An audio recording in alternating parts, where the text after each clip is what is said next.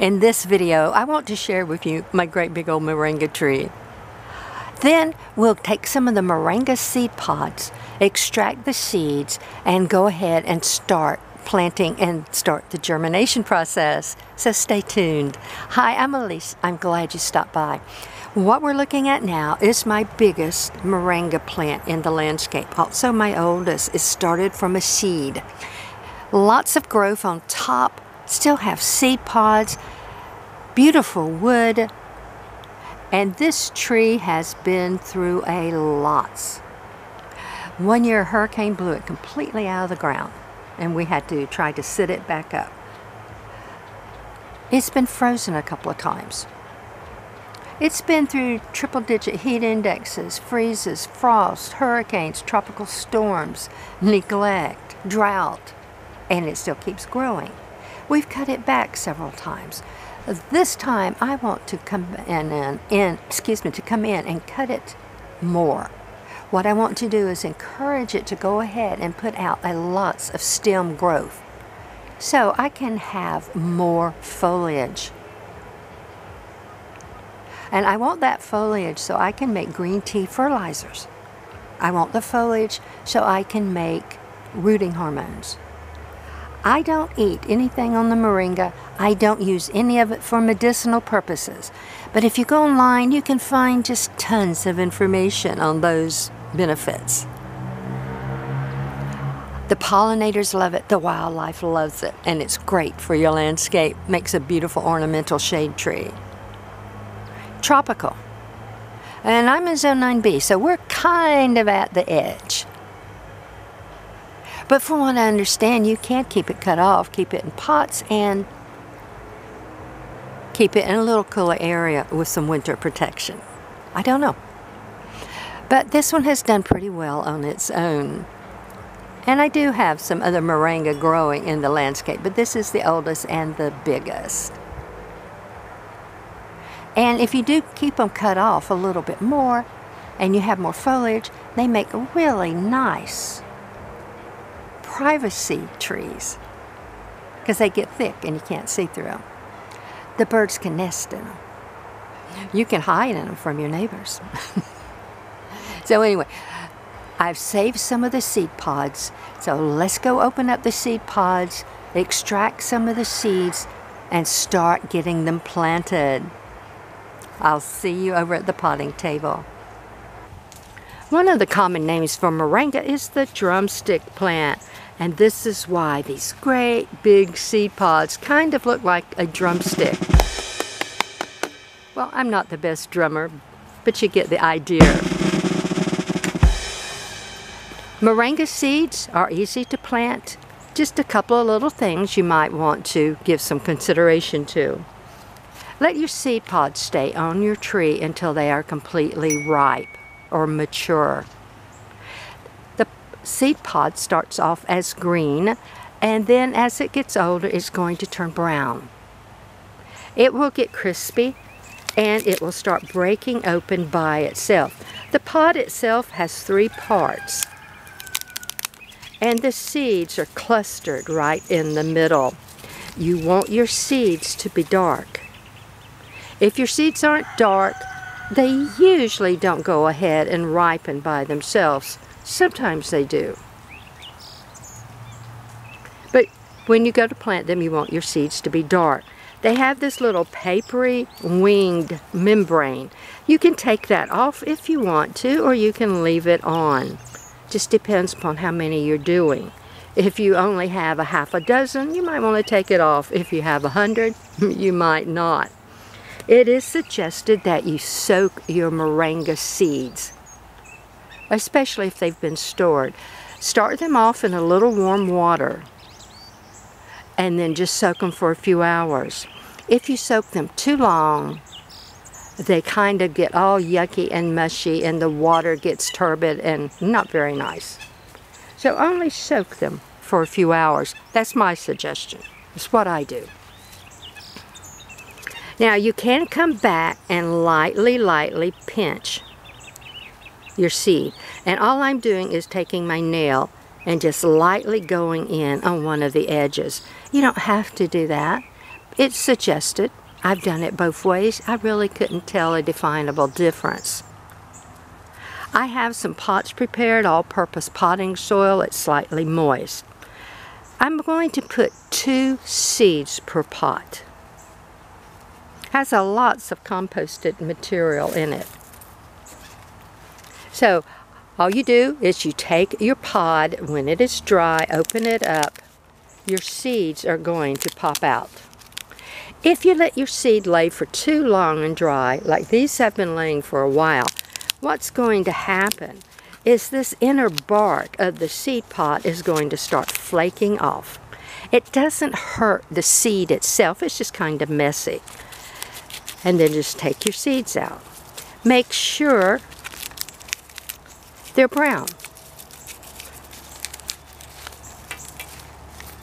And sometimes, as soon as you split it open, they'll just pop out all over. And you can see, hopefully the camera's picking it up, that white dust, which is the lining of the seed pod. All right, what I do is I put them in a colander. I take my spray nozzle on my hose and I wash them. Then I put them out on a screen. I have an old window screen I just put on top of a couple of old sawhorses, and I sun dry the seeds. When they are completely dry, I store them. It's that easy. Then if I want to plant some later, I soak them. I start them off in warm water, soak them for a few hours, plant them. I'm not going to soak these because I am taking them right out of the pod. I'm going to put 2 seeds per pot. You don't have to. You can put 1 seed per pot. You can put 3 seeds per pot. It's up to you. One thing it's really nice to do with moringa. Moringa doesn't like to be moved a lot. It doesn't like to be transplanted. And it does put out a long root. Try to use as long or as tall of a pot as you possibly can to begin with.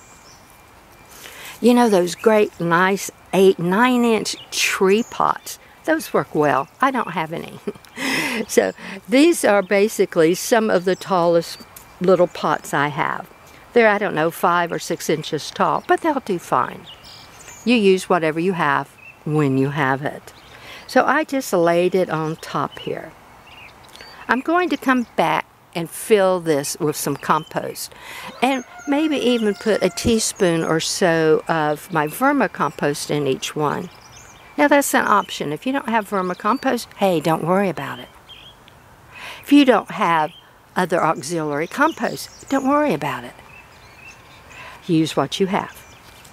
So I'm going to come back and fill this up to the top.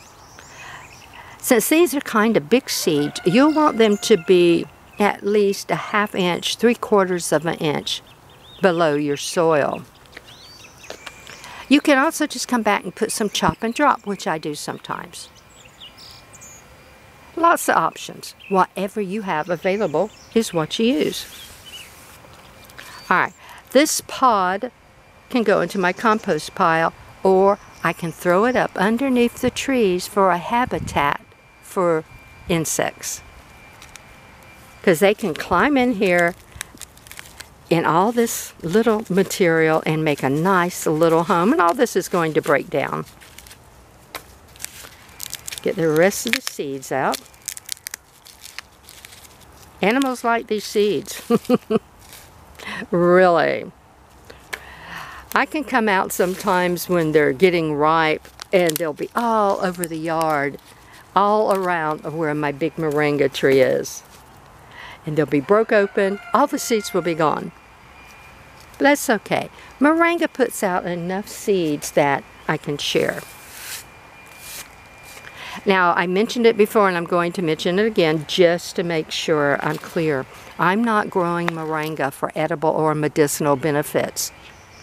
There are just hundreds of websites on the internet talking about using moringa for those benefits. And if that's something that you want to look into, please do your research. I am growing moringa because I want to start using it for a green biomass tea. I found out it's really, really good for that. And I make all my own fertilizer, so I'm always looking for additional foliage to use in my green teas. I also want to use it for a rooting hormone. So I'm using my moringa in my landscape. Plus, it's a fantastic shade tree. It's a beautiful tree. The blossoms are great for the pollinators. The seeds are good for the wildlife. Beautiful lumber on the tree. It's a soft wood, cuts very easy, prunes extremely easy. Okay, so I'm just going to come back now and fill these up with some compost, little vermicompost, maybe some chop and drop, whatever I have. Make sure you put labels on. Water them. Put them in a warm place with some bright light. It can take a couple of weeks for moringa to come up. It can take 3 or 4 weeks for moringa seeds to come up. Just be patient. Don't overwater them. Moringa is one of those trees that does not like to be overwatered, although it's a tropical plant. So if you're planting out your moringa, plant it up, maybe on a little mound, a little slope, but somewhere definitely where it's going to drain water off. But that's how easy it is. I'm going to finish these few pods that I have left. I'm going to take my seeds, wash them, lay them out to dry. They do hold their viability really, really nice. That's it. We cut the big moringa tree back drastically, but that's what I wanted to do. It's about 4 feet tall now. There is absolutely no foliage left on it. It's one main stem that forks out one time. I'll put a picture on the screen for you. I saved the small branches. Now, it really hadn't flushed out yet. We're just coming out of winter. But it did have some greenery on it, which I really wanted to save. And look at all these new flower buds and new growth. So it was fixing to flush out. So it was a good time to go ahead and cut it back before it put lots of energy into the flower buds and the new flowers. But really nice, a lightweight foliage. I'm using this for chop and drop to make green tea fertilizer and rooting hormone. So what I'm going to go through is take all these limbs out, a few at a time, because there are quite a few in here.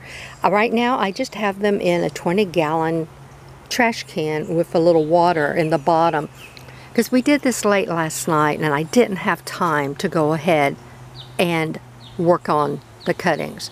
I'm going to do cuttings. I'm going to take all the foliage off and I'm going to save the foliage. I'm going to lay the foliage out to dry. So we did get it cut back. And let me add this. Moringa is extremely easy to cut back. We just used a little bitty hand saw and it just took a couple of moments. It is a soft wood. Very easy to cut back.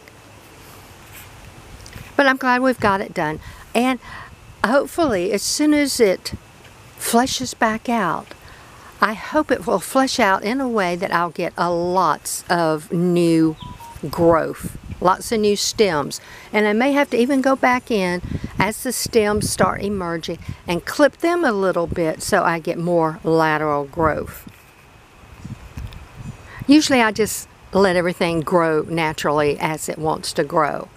But since I have decided the uses that I want to use for this moringa tree, I want more foliage. Neat.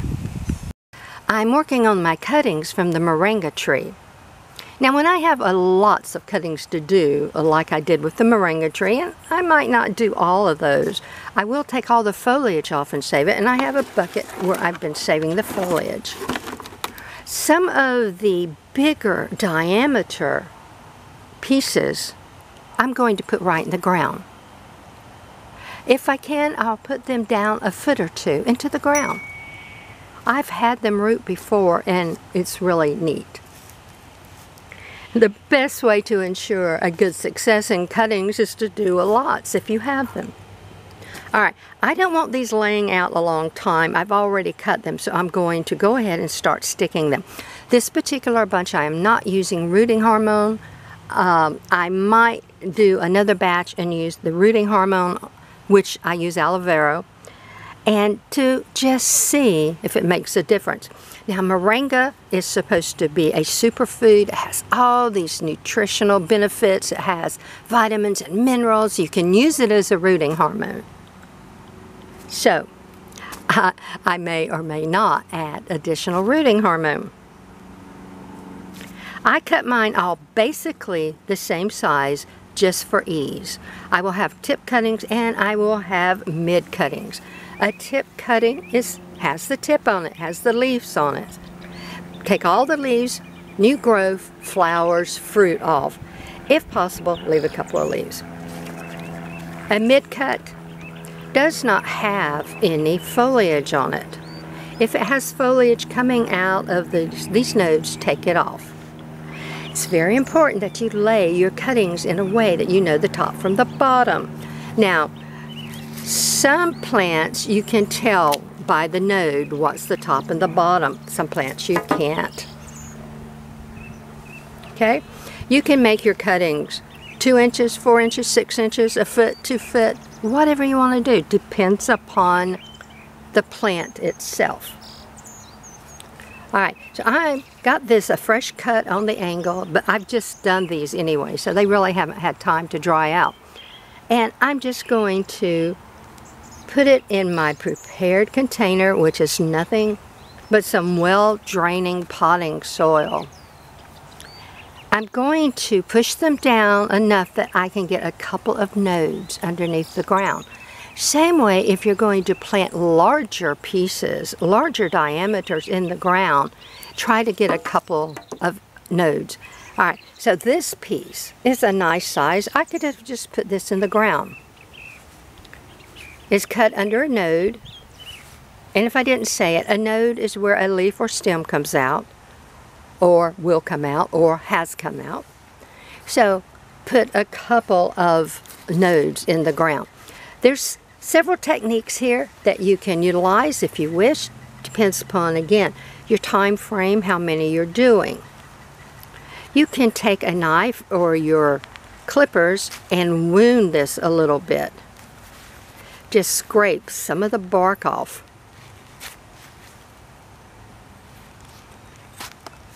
It's that easy. There are people who go in with their clippers and clip this. I saw one guy who takes the end of it and mashes it with a hammer and squishes all the fibers in that end. Hey, try anything. So this is technically ready to go ahead and stick. Now, cutting them all at basically the same size serves several purposes. When you go to stick them, they're all going to be basically the same size. So if they do start leafing out, you don't have one that's going to overshadow another. Take everything off that you possibly can. If you can, leave a little leaves. Moringa's leaf configuration really doesn't lend itself to that, but I am going to leave on a little green material. Again, it's cut under a node. If I want to, I can go in and wound it. You can do one wound, a couple of wounds, whatever you want to do. Then stick it in your pot.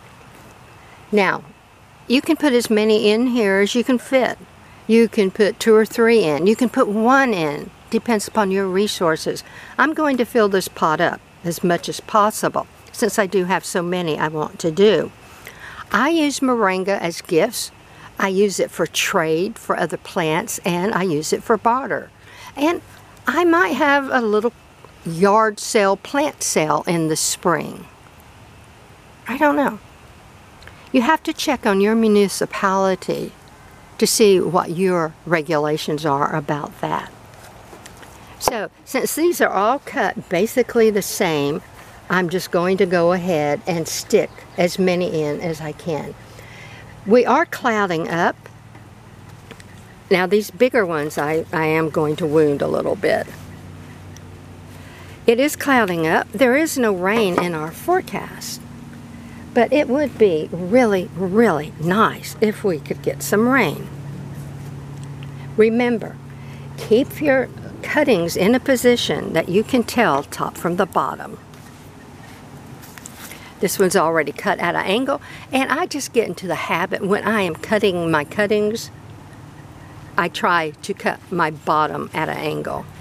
If I'm not really close to a node, I can always cut up a little bit. It's that easy. Wound it a little bit. Use rooting hormone if you wish. Put as many in the container as you wish. All different diameters. You can do different lengths. It doesn't matter. This is just me. It's my preference.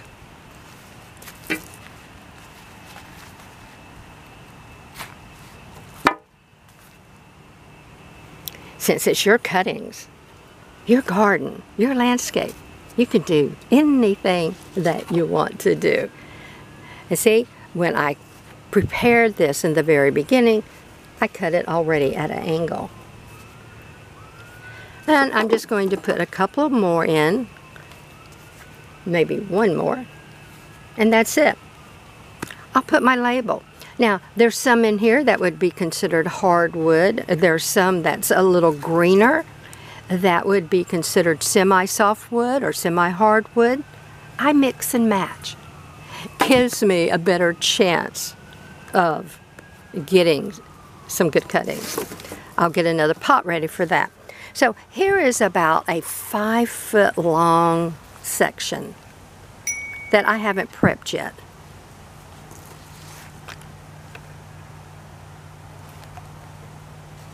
So the first thing I'm going to do is just lay it down. I'm going to take off most of this foliage.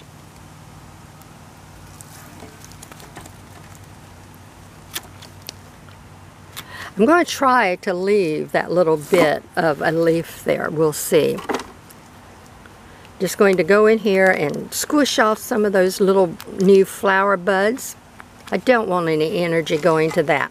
Now, sometimes I will use another cutting as my ruler to just get a basic idea. And I don't have to be really persnickety about it. And I make that slanted cut right below. So, this is ready. Now I'm going to clean this one up.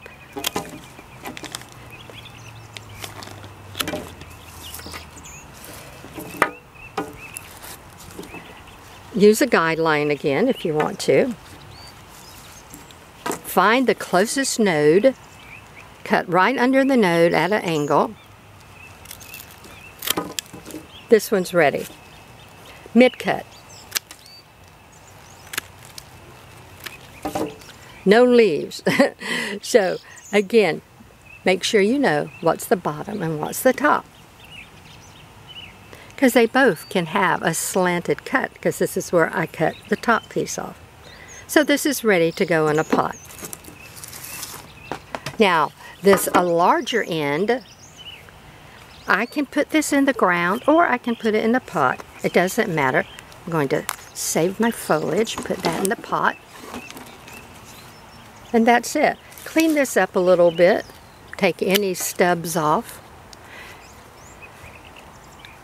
And I'm going, this is the bottom node. I'm just going to come in and I'm going to make a cut, a slanted cut, and I'm going to wound it. I'm just going to go now and stick this in my flower bed or along a border or anywhere I want to stick it. But cuttings are basically easy, folks, and they all work basically the same way. Now you're going to hear stories about you have to do your cuttings first thing in the morning. You have to keep them cool. You have to keep them hydrated. All of that is true. But sometimes you can't do that. So you do your cuttings when you can. Don't let them dry out though. One of the things that really is a detriment to cuttings is letting your cutting dry out. I don't have a misting system. If you have a misting system, that would be fantastic. So these are going to go in a shaded area that still gets a little indirect light, not bright sun. The bright sun will cook them. And I will come every day, if possible, and mist these. Not only watering the soil, but misting the top. Now, I have had all of the cuttings take before, and I've had half of them take. I've had a couple of them take. Depends upon the plant, the time of the year. The best time of the year for doing cuttings, again, depending upon the variety of your plant, is springtime, when the plants are putting out that growth hormone and they're fixing to bud out. Each one of these cuttings still has energy in it from the mother plant. They will still have that hormone, that growth hormone, circulating in this piece. If the plant is old enough to have put out fruit, new growth, flowers, anything like that. And see the new growth? I'm going to leave that. All right, because this is going into the ground. I have one more little thing I want to share with you about moringa. One of its nicknames is the horseradish plant. And this is why. The moringa root looks like a horseradish. It smells like it. I have not tasted it. But from what I've read, it tastes very similar. I had a little plant that the animals knocked over. We were coming out of winter. It had gotten too wet. The stem had died completely back. But according to my label, I knew that it was a moringa tree. So I thought, well, I'll dig it up and see what the roots look like. So this is a little moringa root. I'm replanting it. It's all very hard, nothing soft. It has some auxiliary roots on it. And if you scrape it a little bit, it does smell just like horseradish. I love that smell. I really do. Like I said, I haven't tasted it, but it certainly smells like it, and it even looks like it. So I just have some moist soil here. And all I'm going to do is make a little trough, snug it in, and cover it up. Hopefully it will grow another stem. I'm going to put this somewhere warm, indirect but bright light, and I'm not going to overwater it. Moringa doesn't like to be overwatered, and I know I have mentioned that before. So that's it. Moringa roots look and smell like horseradish. Neat, huh? Well, I have finished working on the moringa branches that we cut off the big tree. I've gone ahead and removed all the foliage. Everything is cut, everything is stuck that I'm going to put in pots. I've put some in the ground, and I've started some in water to water root them. Now I want to dry the foliage. I just have a couple of old sawhorses here. They has a window screen on it, and I piled the moringa leaves on top. We have a little hardware store not far from us that one of the services they offer is making replacement window screens. Sometimes they'll get a few surpluses where people won't pick them up. They're the wrong size or something. And they sell them at a very reasonable price. You might check into that and see if there's anything near you that does that, because the window screens in the garden are fantastic. You can use them for strainers. You can use them like this to dry herbs, to dry flowers. I also use them on top of big containers to keep the animals out. Lots of uses. Okay. I'm going to make green tea fertilizer. I can use this green material right now, or I can let it dry. I want to use some of this for a rooting hormone. I can use it green right now, or I can let it dry. If I'm making a rooting hormone, I'm going to make some tea, basically just like you and I would drink. You know, boil the water, let the water come to a standstill, add your leaves, let it steep for a little while, cool it off and use it. Or you can put some leaves in a water container, set it outside, and just let it steep in the ambient temperature. Either way works. And since I'm not going to be drinking the tea, it's fine that this foliage is laying outside in the elements and drying. If I were making it to drink for myself, I would dry my leaves inside. This smells great though. It smells green and fresh, and it really does smell good. Okay. Won't take long for this to dry in our heat. I'm in zone 9B. We're hitting some low 80 days right now. So it's going to cool off just a little bit more, but we're coming out of winter. Technically, it's not spring yet, but we have early spring. All right, well, we cut the big moringa tree back. I made dozens of cuttings. I put some of the branches in water to water root them. I put some of the larger branches directly into the ground. I extracted seeds from seed pods and got them started. And I'm drying the green foliage now. Wow, that's a lot from one tree. Superfood, moringa. Look it up. And until we speak again, have a fantastic day.